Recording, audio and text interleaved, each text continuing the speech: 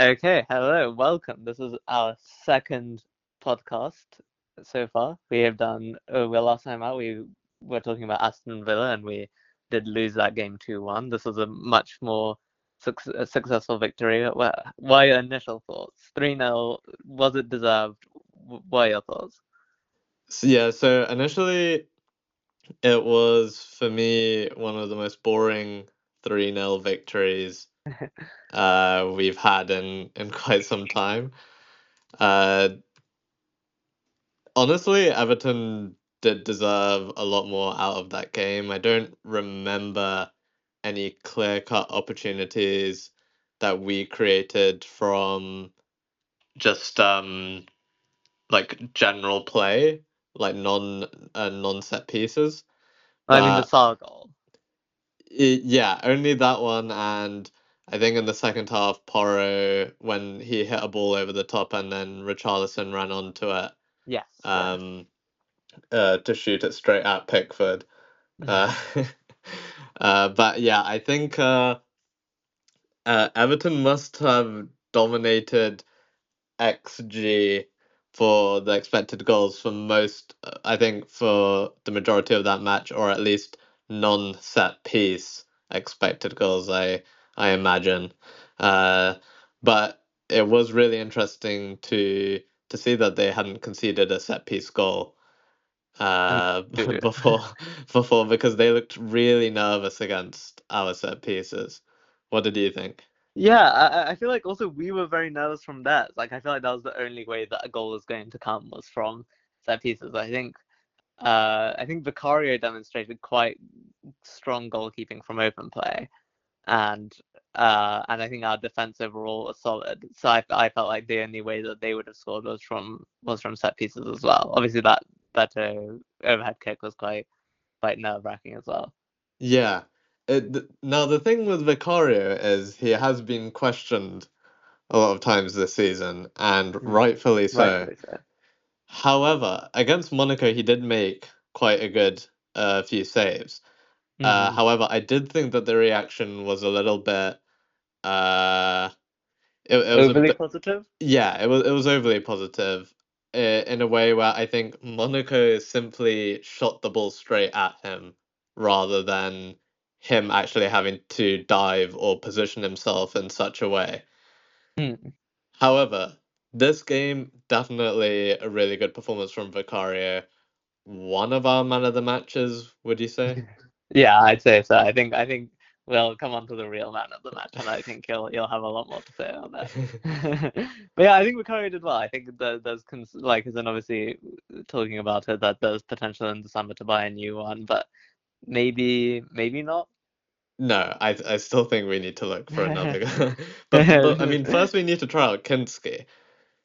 Hmm. Because I think although he had like a really rusty start to his career, I think when we actually like we do need to give him like a run of games rather than just one cup game here and there, because I do want to see if he's improved his shot stopping, and then in build up play it will be a lot easier with him in goal. But Vicario did really well today. There was the double deflection. There was a few like skidded off the surface, the overhead kick, like you said. Hmm. The Uh, corners.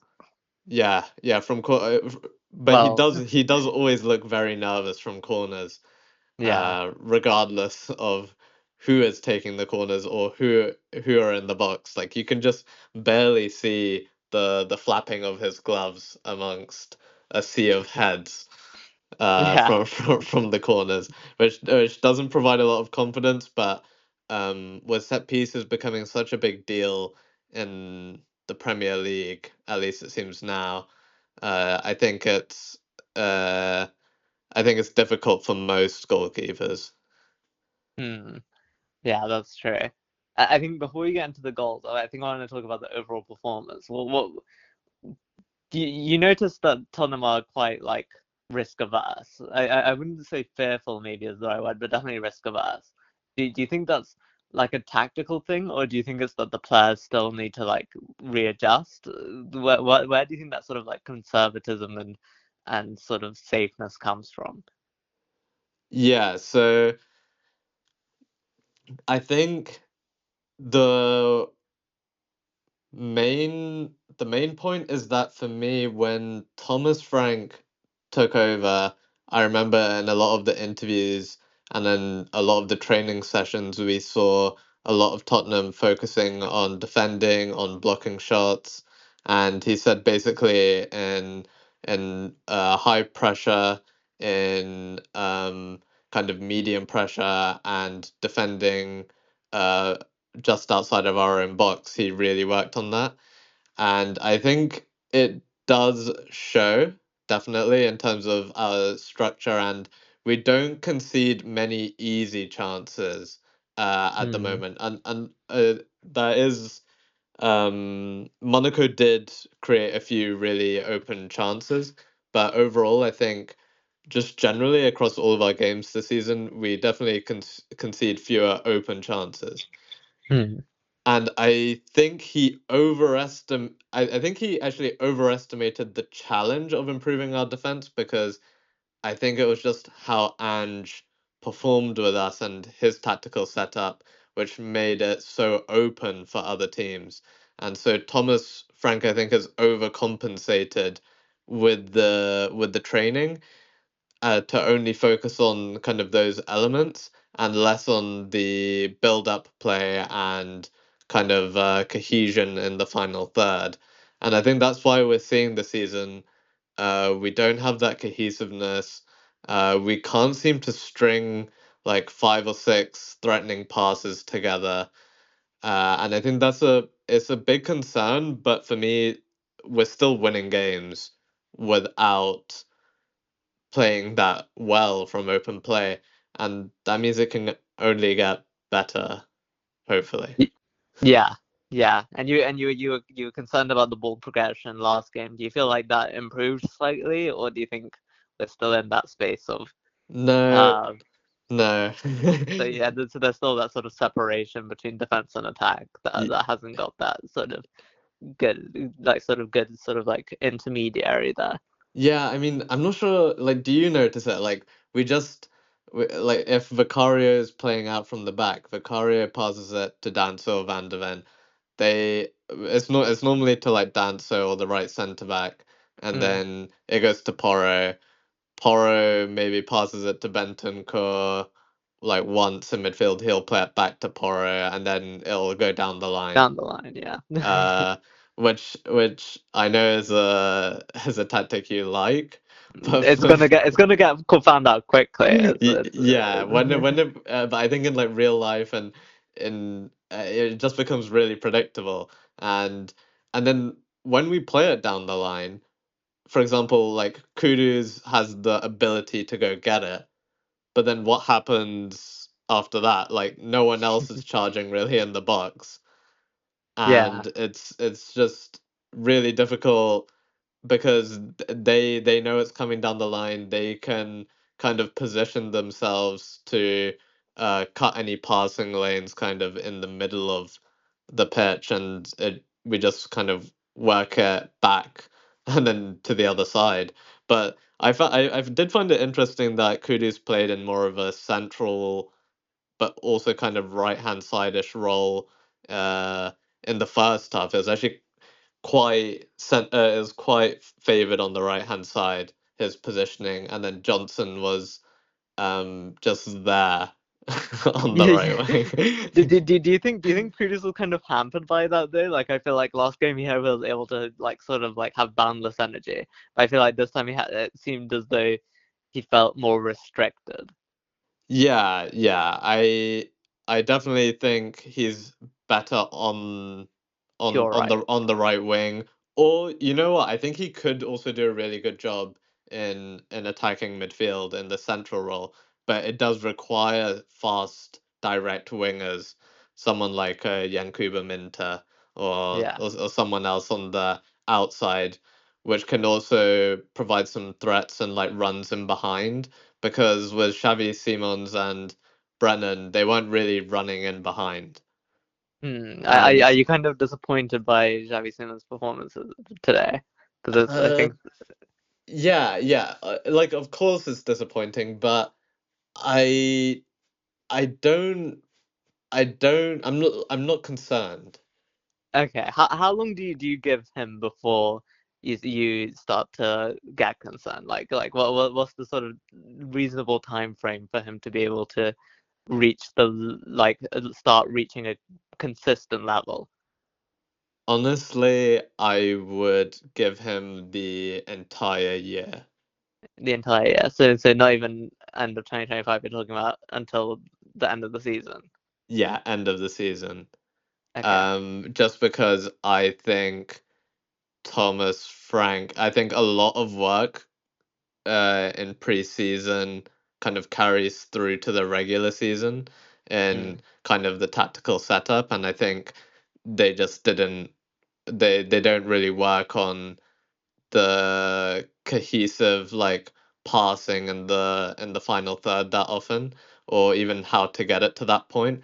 But I think there are some glimpses like with Kolomouani, his like Hmm. flick-ons and touches in the first half.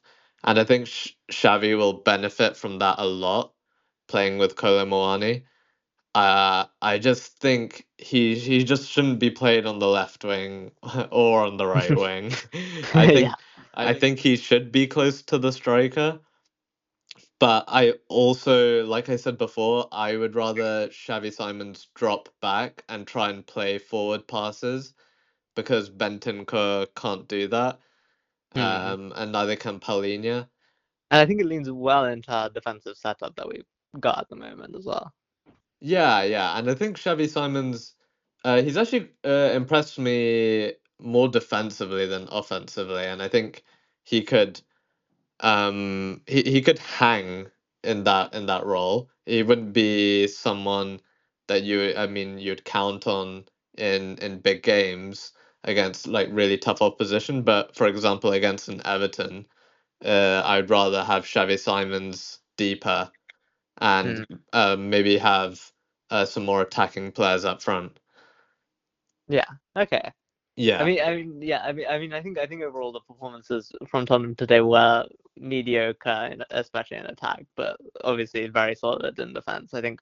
Who do you think, as in from the defense perspective? We'll get into the goals, but from the defense perspective, are you who's your like defender of the match? Would it yeah, be Paulinho again? Because you were probably impressed with him last week. yeah. I'm really impressed with Paulinho's defensive ability. I think just every time we lost the ball randomly or pointlessly in midfield, it would be Paulinho kind of sweeping things up.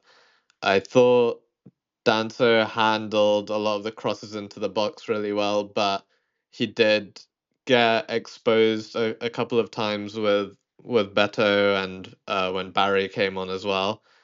Hmm. Van de Ven, it feels very effortless in terms of defending, apart from that one where Njai crosses it across the I box, know. sticks out his his boot, and it just goes behind. But that was super risky, and yeah, so I would give it to Paulinho again, but it was a good team effort. I thought it was Spencer's weakest game. I'm not sure what Yeah, you thought. Like I didn't notice him stop Njai in and he didn't. Yeah, particular, or and I think going forward he it wasn't wasn't that enough. great. I do feel kind of bad because he was playing three. The ball was taking up three roles on the right, right? Like, because then you had Kudus, Brennan, and Horo all being done by Spence on the left, Yeah, yeah, and I think that's quite a lot of pressure to put onto him. But I wouldn't say I wouldn't blame him for anything because I think it would have been it was an interesting tactic to do that, but I think it did put too much pressure on him. yeah, yeah. And I think the other thing I want to say is what I mean, like, what did you think of Bentancur? I think this was. I think he did do one wayward pass to straight to the Everton team, which wasn't great. But I don't think he like as in it wasn't bad. It wasn't a bad performance. It was just like his passing wasn't great, but at least he had like a couple of shots and he was uh and he did get an assist, right? So I guess he has to be credited for that. So I wouldn't take anything away from him, but it was an improvement on last week, but I would like to see him replaced at least some point soon. But what an assist that was. Yeah, let's get into the goals. I mean, I know who your man of the match is. Who is It is Bentancur. it? No, it's Okay. Van de Ven, and you can see how happy Thomas Frank was at the end, Hmm. celebrating with all the players. And I feel every time Van de Ven has scored with a header at the end of the game, Thomas Frank is always so happy and like parading him in front of everyone.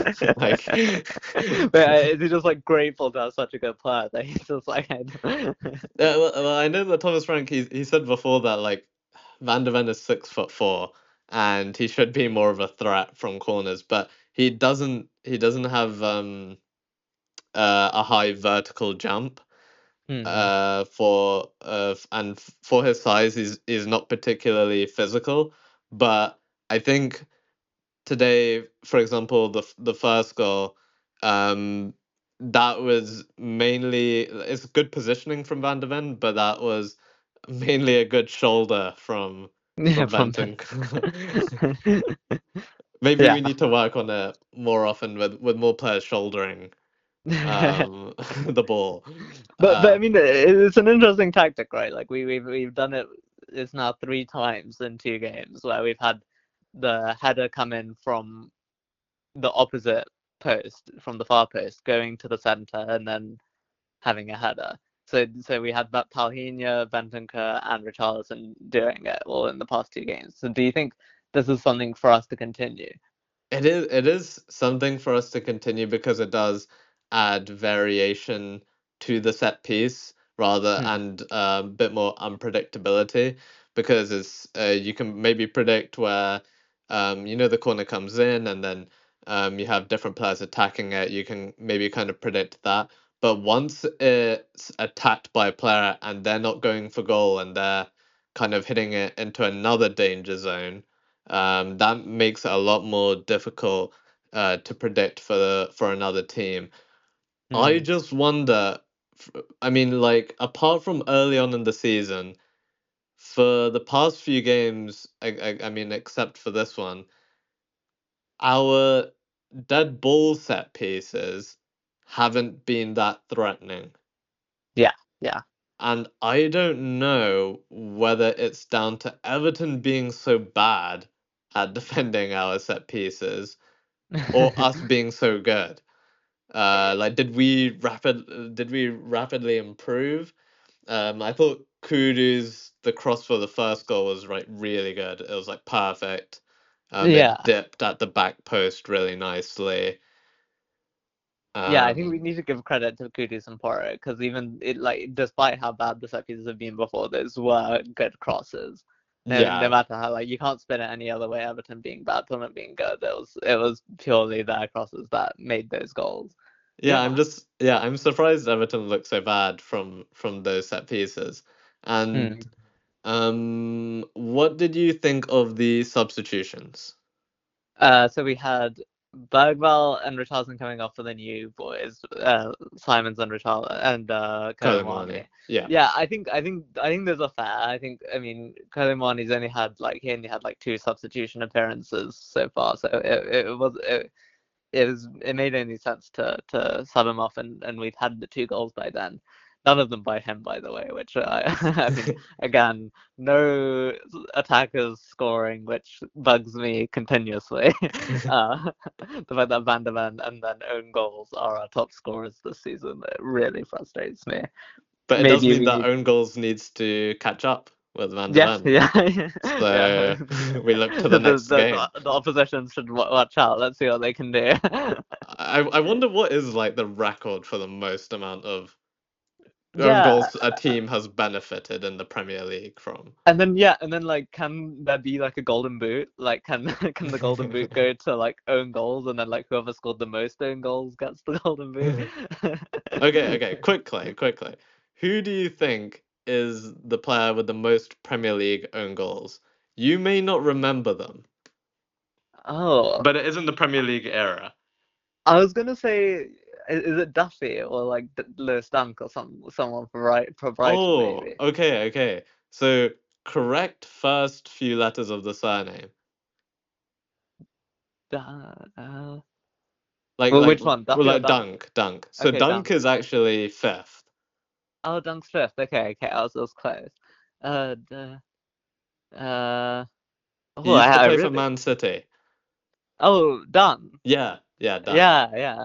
Yeah. What's his first name again? Richard. Richard Dunn. Yeah. Oh, okay. Yeah, so he's And, got 10 own goals, and then Dunk, Jagielka, Skirtle, and Carragher are all tied on 7. wow. Oh, Well, then yes, that was who harsh. I should scored have own said goals? second, joint second instead of fifth. Yeah. I know. Yeah, you made it like one. So I was close. Yeah. So Joint then, but second. then, exactly. So then, who scored the own goals for like, as in to benefit us, right? Like, Oh, I mean, I don't know. I think that one it we'd was have to look Bodo up. Glimt. Yes. There was Oh, and Villarreal. for Brighton, Van Heck as Yeah, well. Van Hecke Right? as well. Yeah. But I mean, yeah. I mean, it's still like the fact that Van der Ven is our top scorer, like, shows a lot. I think we need. I mean, what do you think? I mean, Solanke's been out for how long? Like, for since the end of Forever. last season. Yeah, forever. And I mean, Richarlison, Tal, and Koulibaly. So it's kind of like picking the best of a somewhat sort of lackluster bunch. If it is a headache for Thomas Frank, but like, in your position, in his position, what would you do? Okay, so actually in the Premier League, I think have we played 8 games? 9 games now, I Nine think. games. Okay, so yeah, Van de Ven is a joint top goal scorer with Richarlison Hmm. on 3. Okay. Which, by the way, 3 goals in 9 games away. That's And like, then Paulinho and Brennan are tied hmm. for second top goal scorer. Should we be concerned by that? That is a huge concern. That's a massive concern, considering Richarlison shouldn't even really be in the team at Yeah. all. Neither should Brennan. Um, it is a Pape concern. Sarr also has 2 goals, by the way. Yeah. Who? Pape Sarr. Salah has 2 goals. Yeah. Oh yeah, after today. Yeah, Yeah, exactly. yeah. Yeah, that's a major concern. I just think it's because we just need better, more direct wingers, honestly, in January, and I think that would really help. I think also Odegaard didn't play, so Yeah, we I did predict that after last time, right? I think I said Oh, that I feel like he may did you play. say that? I think I said he may play Brandon instead because Oh, of, well done. yeah. But I mean, obviously, and then you're like, oh, I hope that doesn't happen, and then it did. But so then, do you think, like, do you think he now switches back to Odegaard? We have Newcastle next in the cup. Do you Yeah. think? Do you so? I mean, before we get into that, just focusing on the league, do you think now Thomas Frank prioritizes Odegaard, or do you think he sticks with Brennan because it's like a safer option? I think there was 2 reasons he didn't play Odegaard. One was he did come off against Monaco in the 60th minute with kind of Mm. an injury to his like rib cage area. Yeah. I'm not sure if he was kind of struggling from that, but I've noticed with Odegaard in a lot of the games he starts, he does fizzle out after like 60 minutes or so. Like he gets quite tired, he stops making runs in behind. So I just Mm. think he needs to build up his fitness to go for a full 90 in an intense game. And then I think the other reason he didn't play or he didn't bring him on was because he was scared of Everton's set pieces, and so all the players we brought on were, like they weren't sure. Physically, yeah, Yeah, exactly. He's like physically like able, yeah. I mean, like at the end, we only had Richarlison and Brennan as our only attackers. Then we had like And then he Saar, shoved Brendan off. Bergval, Paulinho, Bentancur.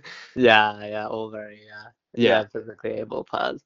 So then yeah, back to my question. Who do you think Thomas' strength starts like up until January, until we get those wingers? I think Like, he may go with Odebear and Johnson and then up front. against Newcastle in the cup, but in the league, I think he goes back to Odebear. So you think he sticks with Erdebek and then Kudus, and then Yeah, who do you think is the up front like the temporary striker until January? yeah. Then it has to be Colomani because Yeah, at least Richarlison cut cannot some. hold up the ball, and even Yeah. today he was weirdly playing on like the left wing. I feel. Yeah, I think there needed to be extra space on the left. So, Yeah, but it was just weird. I actually do think he is better on the left, weirdly, just because hmm. he can't hold up the ball.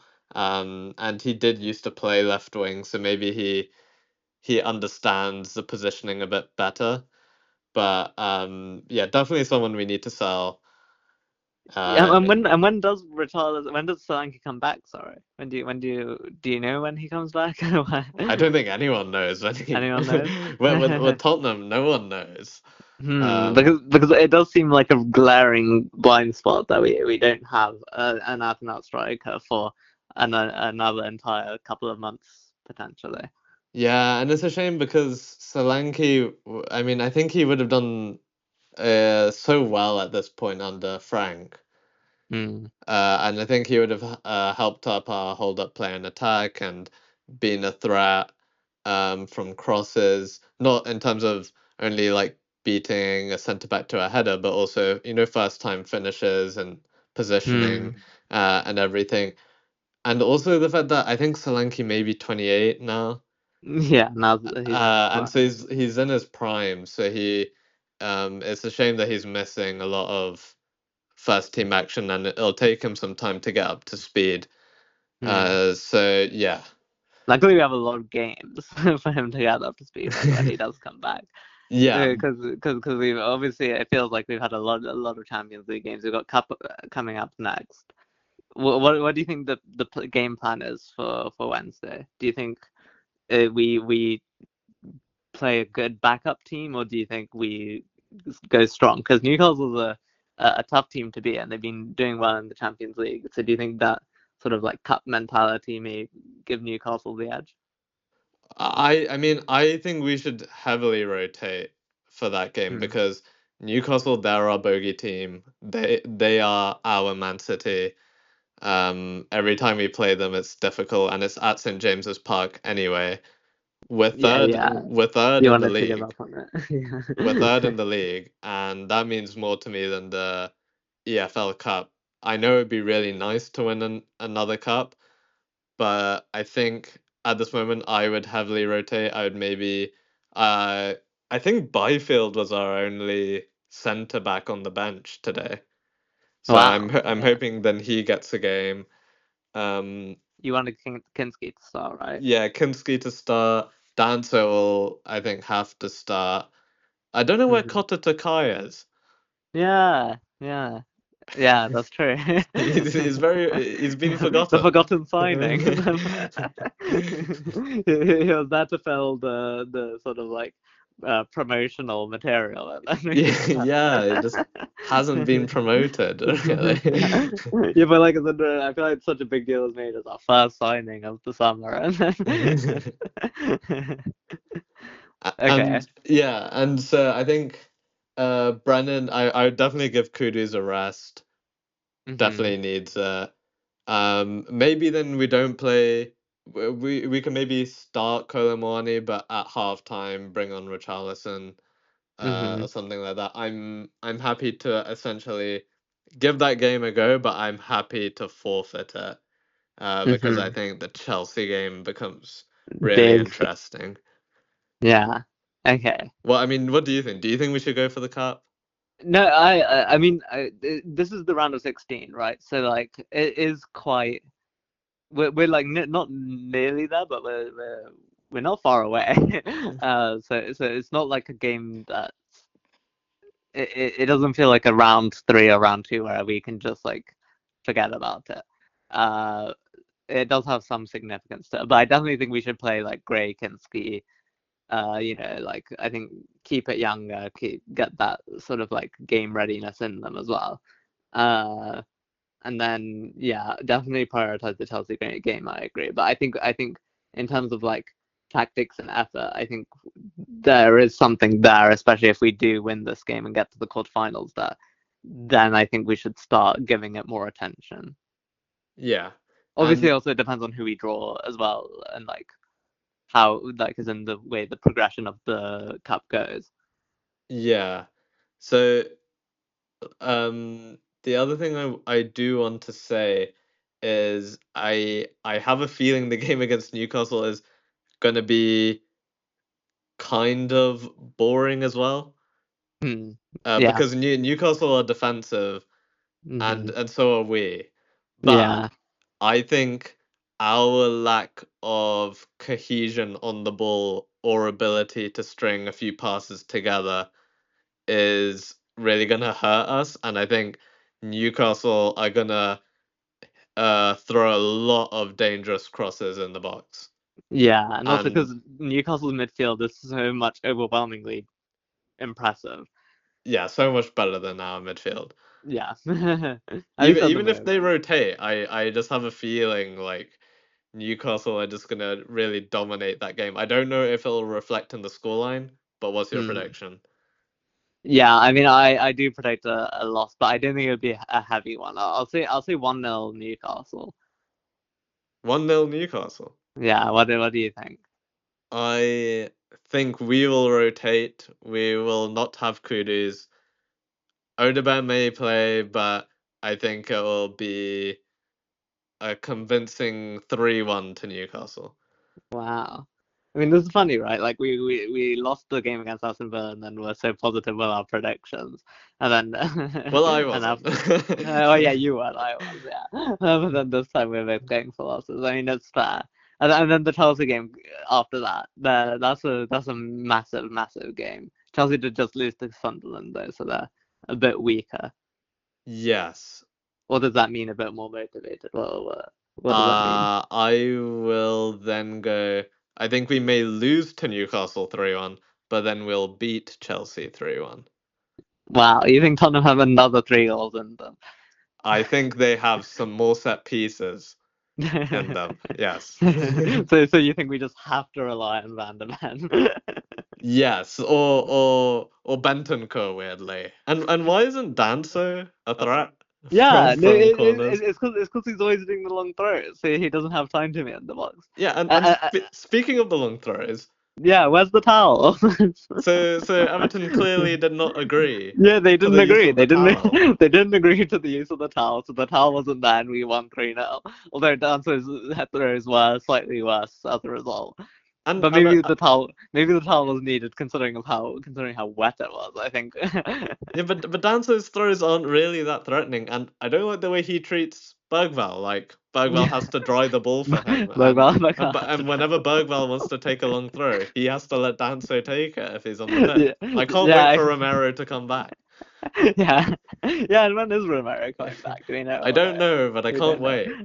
Yeah, but also like it's just the fact that they complained about time wasting Everton, but it's like we did this against Aston Villa and we're losing. So we genuinely we promise you it's not time wasting. We just want to get the ball dry so that we can throw it. It's such a strange thing. I mean, I do hope we have a better way of getting long throws into the box more effectively in the Yes. future. And then, lastly, to round off the podcast, I have two random bits of news. One Okay. football related, one non. Oh, non-football. Okay, Yeah. give me the football one first. Okay, so a player recently explained why they wear special glasses. Special glasses. So Oh, is it? they use special glasses during the day when they're indoors and at night. If they go out or are exposed to fireworks. Very relevant. Why? Because they protect their biology. Oh, Who is this player? are they currently playing? Yes. Are they in the Premier League? No. Um, I'm kind of feeling like, um, I don't know why, but like Elise for some reason. It is a good plan, but not as good as Elise. Okay. Are we talking La Liga? Yep. Okay, okay. Are they Spanish as well? Yes. Is it a winger, No. midfielder? Yeah, midfielder slash fullback, Ooh, depending. that's is it Lorente? Yeah, Ah, yeah. why? What do you mean? What does he mean by biology? I think he's saying about the blue light. Oh, okay. I guess that's fair. So then Yeah, does he also like not like looking into the sun? yeah, and he's talking about like mitochondria Yeah. and Oh wow. He really knows his stuff. yeah, But then that must be like tough as a footballer because there's a lot of like playing in the sun. So then yeah, and he, like against like if he has to play against Chelsea, then does he not yeah, yeah, see there's a the lot of cat? blue. Yeah, yeah, exactly. Just emanating blue. Okay. Also, he plays for Atletico Madrid. There's a lot of blue in there. Yes, yes, yeah. So he needs to find like a color neutral team to be a part of to join Yes. next.